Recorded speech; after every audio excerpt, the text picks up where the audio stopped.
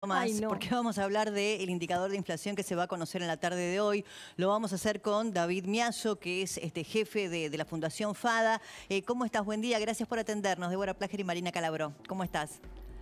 Muy buenos días, un gusto estar conversando con ustedes. Gracias, David. Igualmente.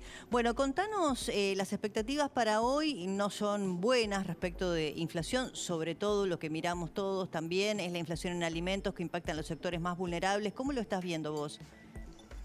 Bueno, la expectativa era que la inflación de este mes, en realidad el mes de septiembre que se conoce ahora, estuviera en algún punto entre el 6 y el 7%. Estos días se conoció la inflación de la ciudad de Buenos Aires, que siempre más o menos suele estar cerca. Estuvo apenas por debajo del 6, un 5,6%. Eso hizo disminuir un poco las expectativas de lo que podría ser la inflación de este mes, con inflación en alimentos cerca del 7%.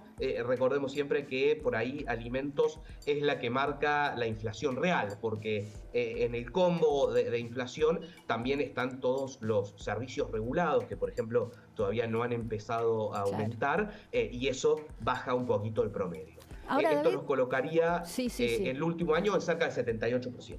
De lo que 78. Ahora, la verdad es que uno piensa en lo que es la posición de la cartera económica sobre el asunto de la inflación. Recién decía Sofía Diamante, tampoco hay una convicción en relación a bajarla por razones de caja, etcétera.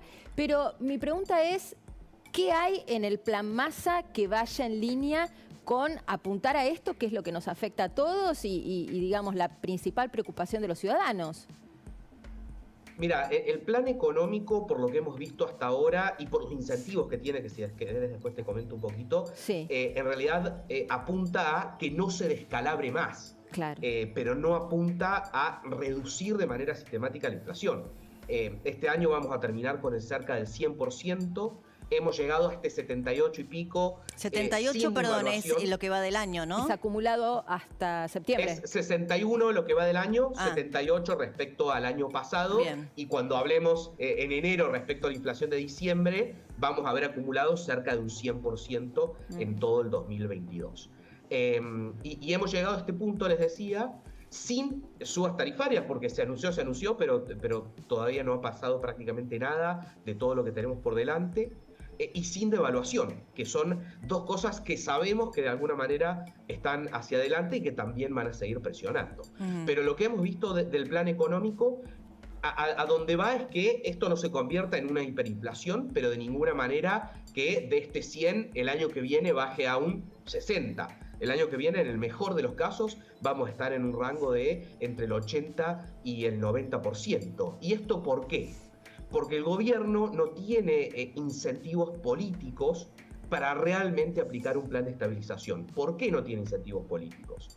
Porque un plan de estabilización en una primera instancia requiere acomodar, por ejemplo, todos los precios relativos, tarifas, tipo de cambio, etcétera, para después empezar a poner paño frío sobre la inflación. O sea, si vos no acomodás lo que tenés desacomodado, siempre te va a estar corriendo de atrás.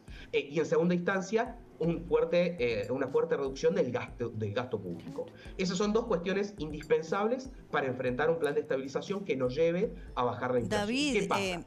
Esas cosas sí. generan alto costo político el primer y el segundo año de implementación, y recién se ven los resultados a partir del tercer o cuarto año. Por eso el gobierno no tiene ningún incentivo, hay que darle solamente un año de gestión. Claro, no, y además pensaba en esto que decís, no solo no tiene ningún incentivo, sino que el año de gestión es un año electoral en donde presumimos que va a ser todo lo contrario, ¿no? Claro, Conocimos el famoso plan Platita, y en ese sentido también te pregunto por la discusión paritaria, porque vos hablabas del gasto público, no solamente de los empleados públicos, sino de muchos gremios que están pidiendo con razón, con justeza, porque bueno, todos los salarios quedaron a la baja, pero es un círculo vicioso, ¿no?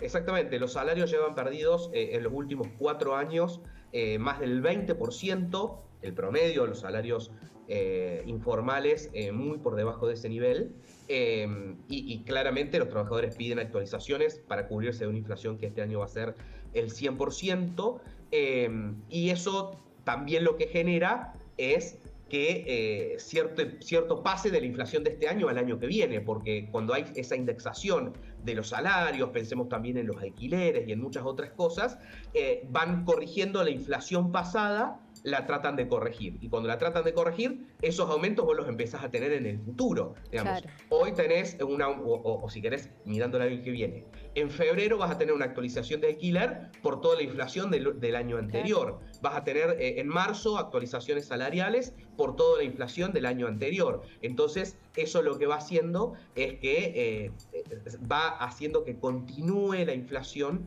en el tiempo y que sea muy difícil de bajar.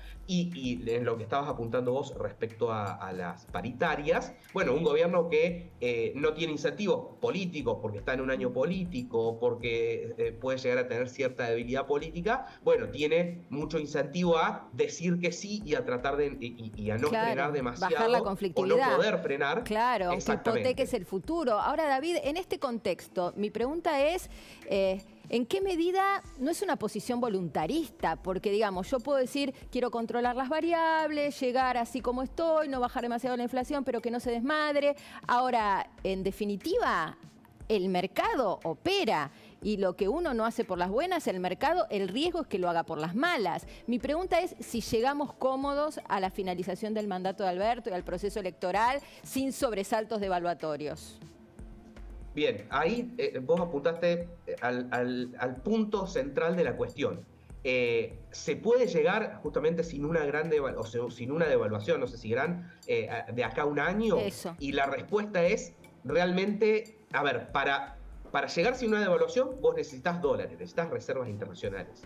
Y el Banco Central no las tiene. Si bien logró reconstituir algo con el dólar soja, no fueron nuevos dólares. Eran dólares que ya se habían cosechado en mayo y que iban a ir entrando los próximos meses, digamos. Claro. No es dólares nuevos. Y entraron en septiembre y no van a entrar en los meses subsiguientes. Y a esto se suma la sequía. Por ejemplo, ya en el trigo, que viene muy complicado la producción de trigo, cuyas exportaciones y dólares entran a partir de enero, ya van a generar cerca de 2.500 millones de dólares menos de lo esperado o de lo que generaron el año pasado. Y después, a partir de abril-mayo, veremos cómo llegamos con la producción de soja y maíz, pero también hay gran preocupación en el campo por la gravedad de la sequía. Entonces, no hay reservas, o las pocas que hay en realidad fueron adelantamiento. El ingreso de dólares hacia adelante, recordemos que el campo genera el 70% de las exportaciones del país, por lo cual si hay sequía es un tema a estar mirando desde lo macroeconómico. Entonces va a estar complicado el ingreso de dólares por exportaciones hacia adelante. Y ahí viene la pregunta, ¿realmente cuánto se puede sostener este tipo de cambio oficial que hoy se mantiene artificialmente bajo?